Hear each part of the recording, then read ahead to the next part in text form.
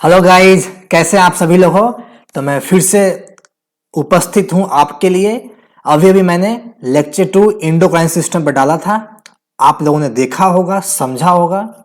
उसमें कुछ sets of questions डाले थे आपके लिए बनाने के लिए, क्योंकि मुझे पता है लेक्चर सुन के सब सो जाते हैं, याद किसी को नहीं रहता है। तो उसको प्रैक्टिस करना बहुत जरूरी है, उस पर आधारित क्वेश्चंस को।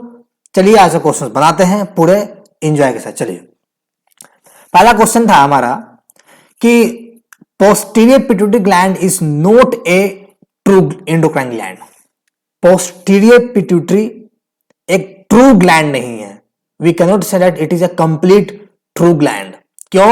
अगर ये ट्रू ग्लैंड होता तो क्या करता? ये हार्मोन्स प्रोड्यूस भी करता है, सिक्रेट भी करता है, लेकिन ऐसा नहीं है। इसका मतलब साफ है।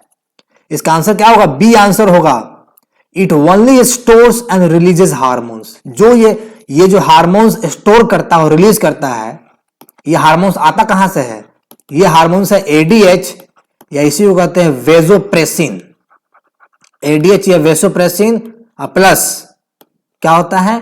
ऑक्सीटोसिन। ये दो हार्मोन्स जो कि हाइपोथैलेमस में जो स्पेशलाइज्ड क्लस्टर्स ऑफ न्यूरॉन्स होते हैं, जिसको न्यूरो सिक्रिटोरी सेल्स कहते हैं, वही डायरेक्टली पिट्यूटरी ग्लैंड में रिलीज कर देता है, वहीं पे स्टोर रहता है। आंसर क्या होगा इसका? B. It is provided with a duct. गलत बात है, इसमें डक्ट होता ही नहीं है, क्योंकि ये एंडोक्राइन ग्लैंड है, फिर भी डक्ट नहीं होता है, डक्ट होता ही नहीं है। It is under the regulation hypothalamus. Hypothalamus regulation में होता है, बट ये उसका आंसर नहीं है। It secretes enzyme. Enzyme secrete करता है, फिर भी ये आंसर नहीं है, क्योंकि ये stores and releases hormone. Secrete कैसे करेगा? अगर ये बनाएगा तब तो सिक्रेट करेगा। ये हार्मोन्स बना बनाया आता है हाइपोथैलेमस के न्यूरो सिक्रेटोरी सेल से निकल के एक्सोन्स के सहारे, तो सीधे स्टोर करता है और रिलीज करता है। Answer would be B, second option. बहुत बढ़िया क्वेश्चन था, मजा आ गया। चलिए आगे बढ़ते हैं। आशा करता हूं आप बना लिए होंगे, आपका आंसर सही होगा। आगे बढ़ते हैं। Question number 2, which of the following is an accumulation and release centre of neuro hormones?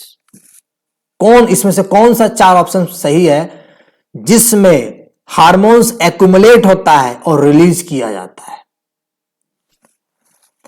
Anterior pituitary lobe? No, नहीं ऐसी आंसर होगी। इसके पास तो हार्मोन्स आते हैं हाइपोथैलेमस से, पिट्यूटरी में भी हार्मोन्स आते हैं हाइपोथैलेमस से। इंटरमीडिएट लोब से pituitary? No, answer would be hypothalamus. ये हाइपोथैलेमस है जो हार्मोन्स को एक्युमुलेट करके रखते हैं, प्रोड्यूस करके रखते हैं, अब बाद में इसको रिलीज करते हैं। इसलिए नाम पड़ा न्यूरो हार्मोन्स, क्योंकि ये न्यूरॉन्स के थ्रू निकल करके जाते हैं एंटीरियर लोब्स में, जहां पर इनको हाइपोफिजियल पोर्टल सिस्टम में डाल दिया जाता है, वहां से जाते हैं इंटीरियर लोब्स में। इनके सब पोस्टीरियर लोब्स, ये न्यूरो हार्मोन सेल बॉडी से निकला एक्सोन्स के सारे नर्व एंडिंग में जाकर के आपका वहां भी कैपिलरी से जाके मिल जाता है पोस्टीरियर पिट्यूटरी लोब्स में। ठीक है, answer would B D. D सही जवाब है। ठीक है, समझ गए क्यों ऐसा होता है, क्या है। चलिए आगे बढ़ते हैं। कौन सा कथन सही है? Endocrine glands regulate neural activity but not vice versa. इसका मतलब क्या है कि एंडोक्राइन ग्लैंड न्यूरल एक्टिविटी को रेगुलेट करता है, सही बात है, लेकिन न्यूरल एक्टिविटी एंडोक्राइन ग्लैंड को रेगुलेट नहीं करता है, ये गलत बात है। क्योंकि जब हाइपोथैलेमस से हार्मोन्स निकल करके न्यूरॉन्स के सारे जब जाता है लोब्स में, तो जब तक इंपल्स ट्रांसमिट नहीं होगा, कहां से हार्मोन्स निकलेगा? वहां तो रेगुलेट हो रहा है। ऑप्शन ए गलत है। Neurons regulate endocrine activity but not vice versa. जब ए में लिखा है, इसका मतलब क्या हुआ?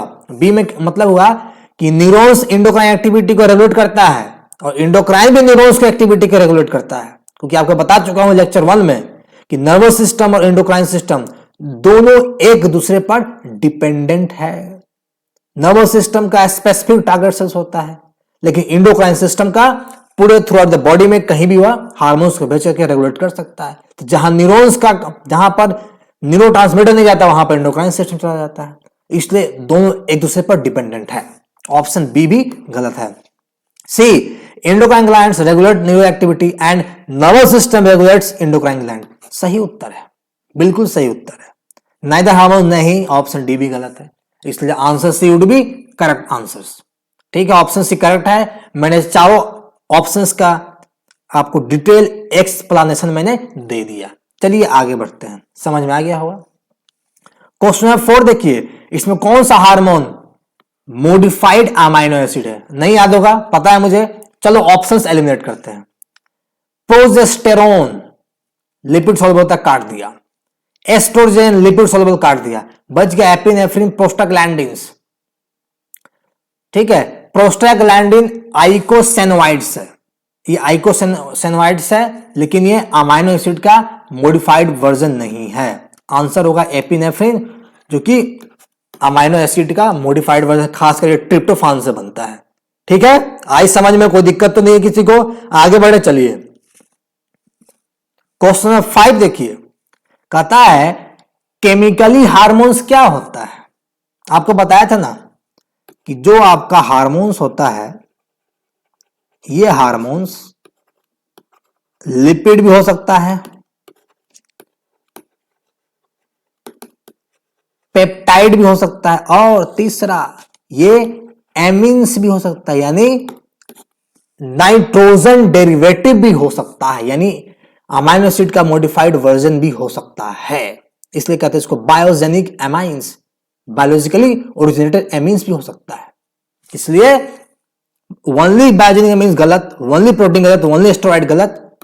प्रोटीन्स भी होगा, एस्टेरॉइड्स भी होगा, और बायोजेनिक एमिन्स भी होता है। आई समझ में? कोई दिक्कत तो किसी को नहीं है, कोई परेशानी तो किसी को नहीं है, समझ में सारी बातें आ रही है। एक एक चीज मैं एक्सप्लेन कर रहा हूं, फिर भी दिक्कत होगा वीडियो के कमेंट सेक्शन में लिखेगा, जवाब जरूर मिलेगा। चलिए आगे बढ़ते हैं। इसी के साथ लेक्चर समाप्त होता है। आशा करता हूं कि मैं सारे क्वेश्चंस का आंसर देने में सक्षम हो पाया हूं। वीडियो अच्छा लगा हो तो लाइक कर देना, नए बच्चे सब्सक्राइब करना नहीं भूलना, बेल की घंटी दबा देना ताकि सारा नोटिफिकेशन आपको मिलता रहे। तब तक के लिए अलविदा, बाय। फिर मिलते हैं अगले दिन इंडोक्राइन सिस्टम में आगे का लेक्चर लेकर। तब तक के लिए बाय, टेक केयर, खुश रहना, गुड नाइट।